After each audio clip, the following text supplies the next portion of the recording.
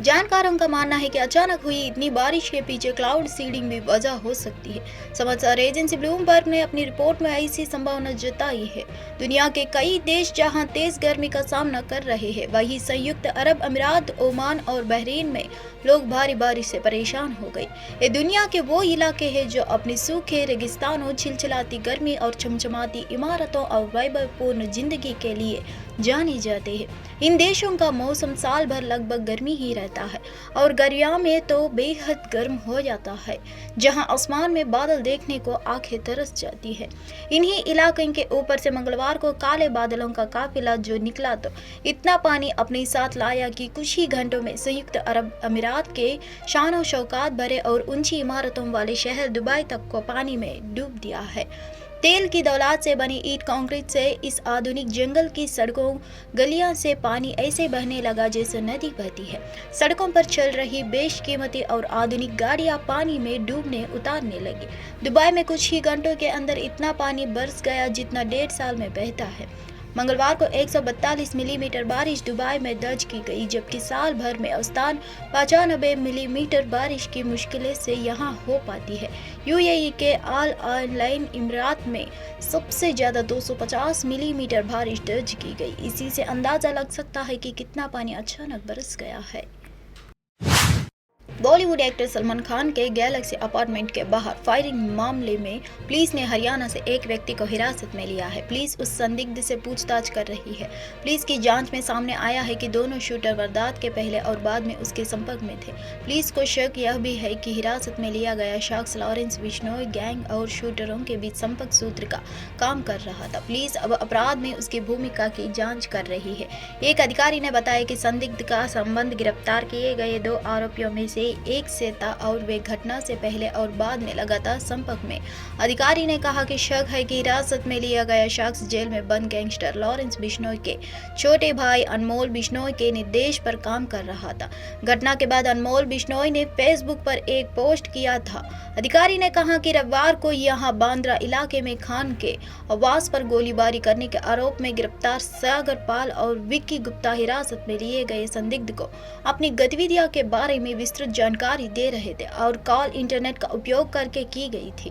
सामने आई जानकारी के मुताबिक एक्टर सलमान खान के घर के बाहर फायरिंग से कुछ घंटे पहले शूटर सागर पाल को बंदूक मुहैया कराई गई थी। पुलिस सूत्र के मुताबिक आरोपियों को 13 अप्रैल को रात की बांद्रा इलाके से पिस्तौल की सप्लाई की गई है। हालांकि क्राइम ब्रांच अभी इस बात की जांच कर रही है कि बंदूक सप्लाई करने वाला शख्स कौन था। पुलिस उस शख्स का पता लगाने की कोशिश में जुटी हुई है जिसने सागर पाल और विक्की गुप्ता दोनों को पैसे मुहैया कराए थे।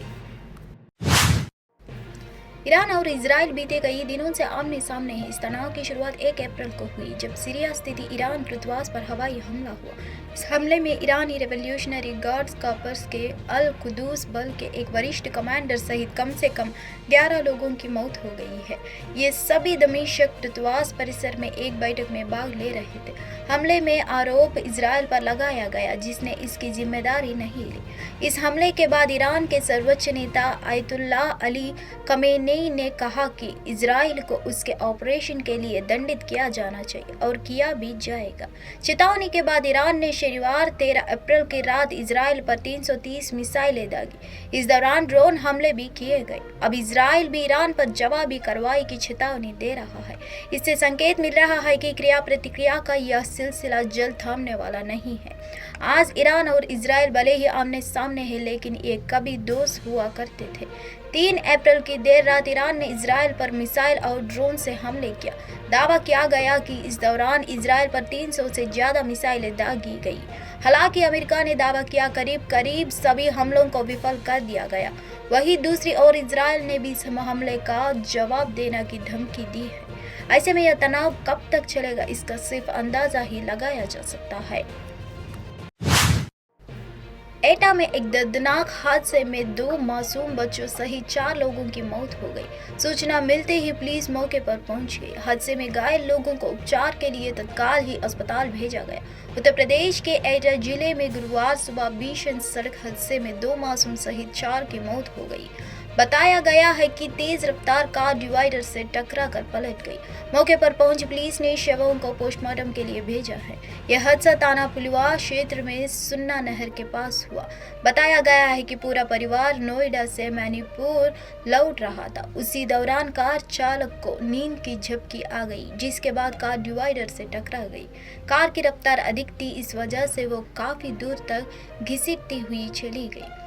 हादसे के बाद कार सवारों में चीख पुकार मच गई। सड़क हादसे में कुलदीप पुत्र विनोद, नित्या, आराध्या पुत्री रवि, सभी निवासी सातिनी दलितपुर थाना दन्नाहार मणिपुर, गुलशान पुत्र राम अवतार निवासी व्यक्ति कला थाना एलुआ मणिपुर की मौत हो गई। इनके साथ रंजना, आदित्य, रवि और विष्णु गंभीर रूप से घायल हो गए। घायलों को सफाई रेफर किया गया है।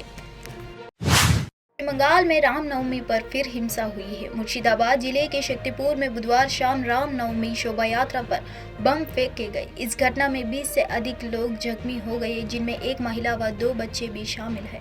घायलों को मुर्शिदाबाद मेडिकल कॉलेज व अस्पताल और एक अन्य अस्पताल में भर्ती कराया गया है, जिसके बाद इलाके में तनाव है। बंगाल में रामनवमी पर फिर हिंसा की घटना हुई है। मुर्शिदाबाद जिले के शक्तिपुर में बुधवार शाम रामनवमी शोभा यात्रा पर बम फेंके गए। इस घटना में 20 से अधिक लोग जख्मी हो गए, जिनमें एक महिला व 2 बच्चे भी शामिल हैं। घायलों को मुर्शिदाबाद मेडिकल कॉलेज व अस्पताल और एक अन्य अस्पताल में भर्ती कराया गया है। इलाके में तनाव है। तनाव को देखते हुए प्रशासन ने भारी संख्या में केंद्रीय बल तैनात कर दिए हैं। इस मामले में अभी तक पुलिस का आधिकारिक बयान नहीं आया है। इस दौरान आसपास के कई घरों व दुकानों में अगजानी लूटपाट भी की गई। गौरतलब है कि पिछले वर्ष भी बंगाल में रामनवमी पर हिंसा की घटनाएं घटी थी। उत्तर दिनाजपुर के दालखोला, हावड़ा के शिवपुर तथा हुगली के इस्वाड़ा, श्रीरामपुर और रामनवमी की शोभा यात्राओं पर हमला हुआ था। इन घटनाओं में अनेक लोग जख्मी हुए हैं। एएनआई के इन घटनाओं की जांच कर रही है। रामनवमी शोभा यात्रा के दौरान शक्तिपुर के अलावा जिले के मानिकहार इलाके में भी हमला किया गया।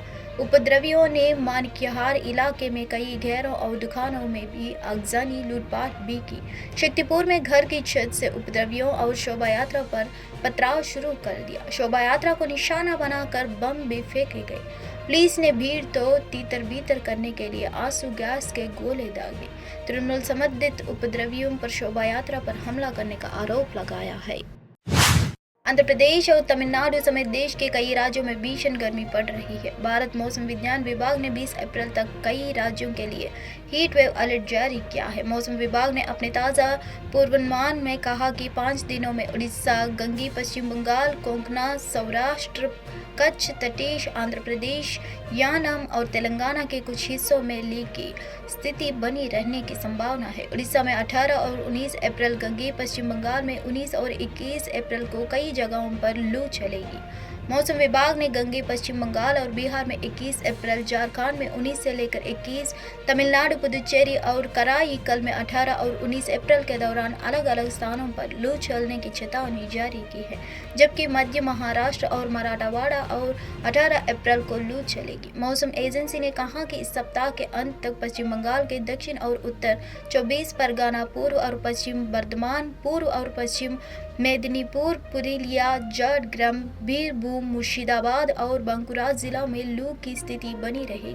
बता दें कि लू की स्थिति अब उत्पन्न होती है जब किसी जगह का अधिकतम तापमान कम से कम 40 डिग्री सेल्सियस या उससे अधिक होता है, जहां इस सप्ताह कुछ दक्षिणी और पूर्व राज्यों में लू की स्थिति बनी रहेगी। वहीं उत्तरी राज्यों में ताज़ा बारिश से बढ़ते तापमान से राहत मिल सकती है। मौसम विभाग ने 18 से 20 अप्रैल तक पंजाब, हरियाणा, चंडीगढ़, दिल्ली, पश्चिम उत्तर प्रदेश और राजस्थान जैसे कई राज्यों में आंधी, बिजली और तेज हवाओं के साथ छिटपुट बारिश की भविष्यवाणी की है। अनुमान है कि गुरुवार को दिल्ली एनसीआर में आंशिक रूप से बादल छाए रहेंगे और ठंडी हवाएं चलेंगी। 19 अप्रैल को गरज और तेज हवाओं के साथ हल्की बारिश की संभावना है। दिल्ली के पूर्व डिप्टी सीएम मनीष सिसोदिया शराब घोटाला से जुड़े मनी लॉन्ड्रिंग मामले में तिहाड़ जेल में बंद है। मनीष सिसोदिया की न्यायिक हिरासत में आज खत्म हो रही है, जिससे राउज एवेन्यू कोर्ट सुनवाई करेगा। पिछली सुनवाई में कोर्ट में पेशी के दौरान प्रवर्तन निदेशालय और आरोपी के बीच बहस हुई थी। कोर्ट ने ईडी से जवाब मांगा है कि हर आरोपी ने अब तक दस्तावेजों के निरीक्षण के कितना समय लिया है। दरअसल सीबीआई ने घोटाला के कथित भूमिका के लिए मनीष सिसोदिया को 26 फरवरी 2023 को गिरफ्तार किया था। सीबीआई और प्रवर्तन निदेशालय ने आरोप लगाया कि दिल्ली के आबकारी नीति को संशोधित करते समय अनियमितता बरती गई है। केंद्रीय एजेंसियों ने आरोप लगाया कि लाइसेंस धारकों को अनुचित लाभ दिया गया है, लाइसेंस शुल्क माफ कर दिया गया, कम कर दिया गया और सक्षम पदाधिकारियों को मंजूर के बिना लाइसेंस बढ़ा दिए गए। सिसोदिया ने पिछले साल 28 फरवरी को दिल्ली के उप मुख्यमंत्री पद से दिल्ली कैबिनेट से इस्तीफा दे दिया था। उनकी न्यायिक हिरासत 18 अप्रैल तक बढ़ाई गई थी। जैसे जैसे पारा चढ़ता है, गुजरात की वडोदरा ट्रैफिक पुलिस को अपने कर्मियों के लिए विशेष वातानुकूलित हेलमेट मिलते हैं। ऐसे हेलमेट को 40 डिग्री सेल्सियस से 42 डिग्री सेल्सियस तक के तापमान में ठंडा रखने के लिए डिजाइन किया गया है। ऐसे मामले सामने आए हैं जहां गर्मी के कारण शहर में यातायात को नियंत्रित करने के लिए चौराहों के तैनात पुलिसकर्मी बेहोश हो गए। साथ ही इस कैप के मदद से सूरज की रोशनी का असर भी काफ़ी कम हो जाएगा। हेलमेट में एक टोपी भी होती है जो पुलिसकर्मियों की आंखों को धूप से बचा सकती है। जिन ट्रैफिक पुलिसकर्मियों को ट्रायल के तौर पर हेलमेट दिए गए, उन्होंने कहा कि वे अपना काम पहले से बेहतर कर सकते हैं और हेलमेट काफ़ी आरामदायक है। पहले करीब 100 ट्रैफिक पुलिस पे ये प्रयोग किया गया था and then we increase the number to 460, almost 460 traffic police and some of the TRBs are also now wearing AC helmets. तो जितने हो सके उतने हेलमेट्स हम उनको वितरण कर रहे हैं और उनको गर्मी से, डिहाइड्रेशन से बचाने की कोशिश कर रहे हैं। मैडम, ये जो AC हेलमेट है उसका कॉन्सेप्ट वडोदरा ट्रैफिक पुलिस के पास किस तरह है और क्या है? आप जानते हैं ऐसे दिन प्रतिदिन गर्मी बढ़ रही है, तो मजदूर के बेटे पवन कुमार ने UPSC 2023 परीक्षा उत्तीर्ण कर AIR 239 हासिल की। अपनी यात्रा के बारे में बात करते हुए युवा ने 17 अप्रैल को एक वीडियो साझा किया। वीडियो में पवन कुमार ने अपने माता पिता को धन्यवाद दिया और उन कठिनाइयों के बारे में भी बताया जो उन्हें झेलना पड़ी, सहन करना। पवन कुमार ने कहा, यह मेरा तीसरा प्रयास था। मेरी यात्रा में मेरे परिवार की बहुत बड़ी भूमिका थी, खासकर मेरे माता पिता और मेरी बहनों की परीक्षा कठिन है और पाठ्यक्रम बहुत विशाल है, लेकिन यह असंभव नहीं है। इसे क्रैक करें। कोचिंग लेना आवश्यक नहीं है। मेरे परिवार की स्थिति ऐसी थी कि मैं इतना महंगी कोचिंग कक्षाएं नहीं ले सकता था। मैंने ज़्यादातर स्वयं अध्ययन किया। आप मदद के लिए इंटरनेट का उपयोग कर सकते हैं और ईमानदारी से आगे बढ़ सकते हैं। आपके प्रयासों में हरता बहुत महत्वपूर्ण है। पवन कुमार की बहन गोल्डी ने कहा, हम शांतिपूर्ण माहौल में रहते थे और उसे शांति पसंद थी। वह इसी छत के नीचे रहकर पढ़ाई करता था और जब बिजली नहीं होती तो वह मिट्टी के तेल के लैंप की रोशनी में पढ़ाई करता था। हमने हर तरह के अजीब काम किए, पैसे के लिए नौकरियां। उसे एक मोबाइल फ़ोन की ज़रूरत थी, इसलिए हम सभी ने उसके लिए एक फ़ोन खरीदने के लिए कड़ी मेहनत की ताकि वह पढ़ सके। पवन कुमार की मां सुमन देवी ने कहा, मुझे अच्छा लग रहा है कि हमें यह दिन देखने को मिला। हमारे पास एक फूस की छत थी जो बारिश होने पर टपकती थी। इससे हमें बहुत परेशानी हुई। हमारे पास इतना पैसा नहीं है कि हम इसका खर्च उठा सके। गैस सिलेंडर, इसलिए हम अभी भी स्टोव का उपयोग करते हैं। मैंने एक मजदूर के रूप में कड़ी मेहनत की, पर अपने मोबाइल फ़ोन का उपयोग करके घर पर चुपचाप पढ़ाई करता था। हैं जैसे एकदम ये नेसेसरी नहीं है कि आप कोचिंग करेंगे तभी आपका सिलेक्शन होगा। तो ये जो चीज़ है ना, ये मिथ है कि कोचिंग करेंगे तभी सिलेक्शन होगा। सेल्फ स्टडी बहुत बड़ा एरिया है और सेल्फ स्टडी पर रिलाई करना होगा। जो कोचिंग करते हैं उनका भी यही रहता है कि 30% उनकी कोचिंग है, बाकी 70% उनको अपनी जो सेल्फ स्टडी है उस पर रिलाई करना रहता है। और दूसरा चीज़, आप जैसे पार्ट टाइम जॉब भी कर सकते हैं। मेरे केस में तो ऐसी नौबत नहीं आई कि मैंने पार्ट टाइम जॉब मुझे करनी पड़ी हो।